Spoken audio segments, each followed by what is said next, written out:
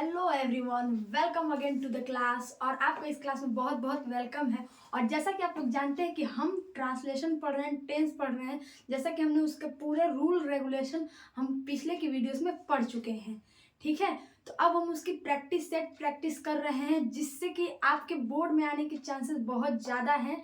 इस तरह के हम क्वेश्चन प्रैक्टिस कर रहे हैं। तो हमें पहले स्टार्टिंग से, हम जैसे आप प्रीवियस वीडियो में आपने देखा होगा कि हम स्टार्टिंग से हम लोग सीख रहे हैं कि नहीं। हमने पिछले चार पार्ट्स हमने डिस्कस किए हैं। चार ऐसे प्रैक्टिस सेट हैं 10-10 के शेड्यूल में हमने उसे किया है। उसमें मैंने आपको कुछ होमवर्क भी दिया था जो आपको खुद से करना था। आई होप आप लोग को आया होगा, आप लोग को वो अच्छे से समझ में आया होगा। अगर कोई क्वेरी है तो मैंने आपको ये भी बोला था कि आप कमेंट कर सकते हैं। तो यहाँ पे हम वैसे ही अब आगे चल रहे हैं और ये हमारा एक्सरसाइज 5 है, जहाँ पे हम डिस्कस करेंगे ये सारी जो चीज़ें हैं, जो टेंस है, ट्रांसलेशन है, वो हमें पता है कि प्रैक्टिस करने से ही हमें आता है। किसी भी चीज़ को हम अगर बार बार रैपिडली प्रैक्टिस करेंगे तो अब हमें वो सारी चीज़ें अच्छे से क्लियर होती हैं। तो ये आपका जो ट्रांसलेशन है, आपके बोर्ड्स के एग्ज़ाम में 10th हो या 12th हो, आपके दोनों बोर्ड्स के पेपर में आपको हाईली वेटेज वाला पोर्शन रहने वाला है, मतलब होता ही है। और ये मैक्सिमम मिनिमम 5 नंबर का और मैक्सिमम आपके 10 नंबर के इससे क्वेश्चन आते हैं। तो चलिए बिना देरी किए इसे जानते हैं, इसे सीखते हैं। तो यहाँ पे हमारा जो फर्स्ट क्वेश्चन है, हम यहाँ पे 5 क्वेश्चन का सेट में लेकर आई हूँ और भी हम सारी चीजें डिस्कस करेंगे। तो चलिए स्टार्ट करते हैं। यहाँ पे जो हमारा फर्स्ट जो क्वेश्चन है, इतिहास की पुस्तक मेरी अलमारी में है, ये हमारा क्वेश्चन है। जैसा कि आप लोग देख रहे होंगे, तो ये आप लोग खुद से ट्राई करिए पहले बनाने का, क्योंकि हमने इसका प्रॉपर रूल रेगुलेशन हम पढ़ लिया है, हमने पढ़ लिया है।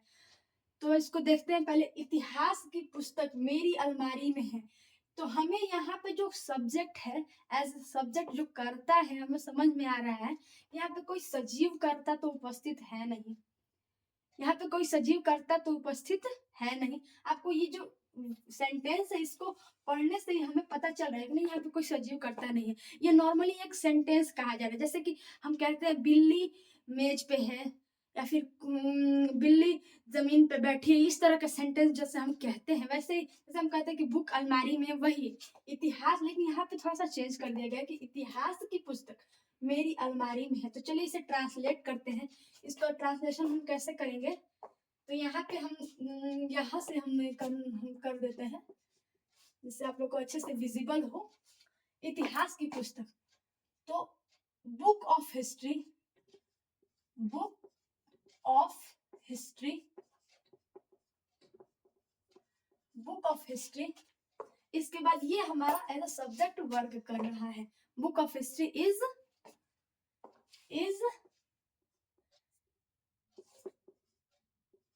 इन माई एल्मीरा। ये है आपका, इसका पूरा सीक्वेंस के अकॉर्डिंग हमने इसे ट्रांसलेट कर दिया। Book of history is in my almirah. इतिहास की पुस्तक मेरी अलमारी में है।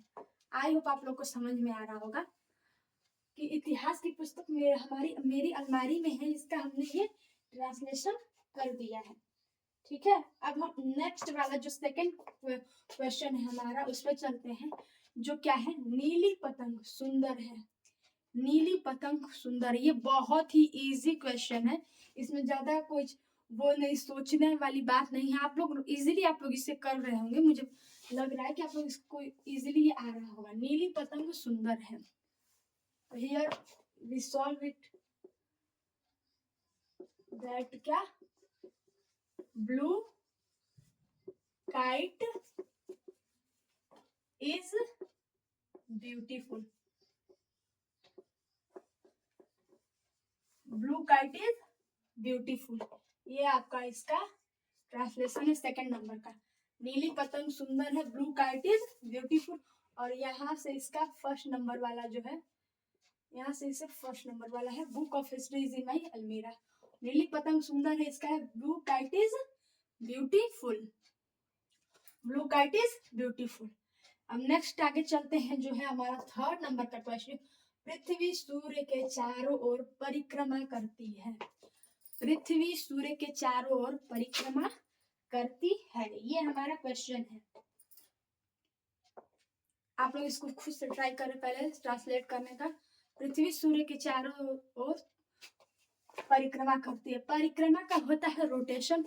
देखिए दो तरह की जो है, एक रोटेशन होता है, एक रिवोल्यूशन होता है। जब पृथ्वी सूर्य के चारों तरफ घूमती है तो उसे रिवोल्यूशन कहते हैं। और जब पृथ्वी अपने अक्ष पे लेकिन यहाँ पे परिक्रमा है तो यहाँ पे आपका रोटेट ही लगेगा, रोटेट ही लगेगा। अगर वो परिभ्रमण रहता तो वहां पे हम रेवोल्यूशन लगाए। तो यहाँ पे हम रोटेशन का यूज करेंगे। पृथ्वी सूर्य के चारों ओर परिक्रमा करती है। तो थर्ड नंबर का हम लोग यहाँ कर रहे हैं।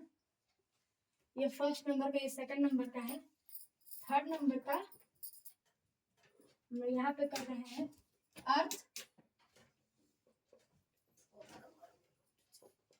अर्थ, अर्थ या फिर आप अर्थ लिख सकते हैं या फिर आप द अर्थ भी लिख सकते हैं। अर्थ moves around the sun। Earth moves around the sun, या फिर हम इसे एक तरह से और तो यहाँ पे 3 नंबर का जो है, यहाँ पे हम इसको देखेंगे क्योंकि यहाँ पे जगह नहीं, आप लोग देख रहे होंगे। पृथ्वी सूर्य के चारों ओर परिक्रमा करती है। दी अर्थ, क्योंकि भाई पृथ्वी तो सिंगल है ना, ये तो हमें पता ही है। पृथ्वी सिंगल है, सन सिंगल है, मून सिंगल है। यहाँ पे हम दी अर्थ लगाएंगे। The earth moves around the sun. The earth moves around the sun. पृथ्वी सूर्य के चारों ओर परिक्रमा करती है। ये हमारा क्वेश्चन है और हियर इज द आंसर, इसका आंसर है।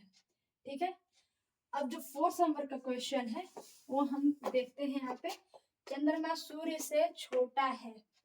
चंद्रमा सूर्य से छोटा है, ये हमारा क्वेश्चन है। We have to translate it in English. ठीक है, तो चलिए इसको ट्रांसलेट करते हैं। चंद्रमा सूर्य से छोटा है।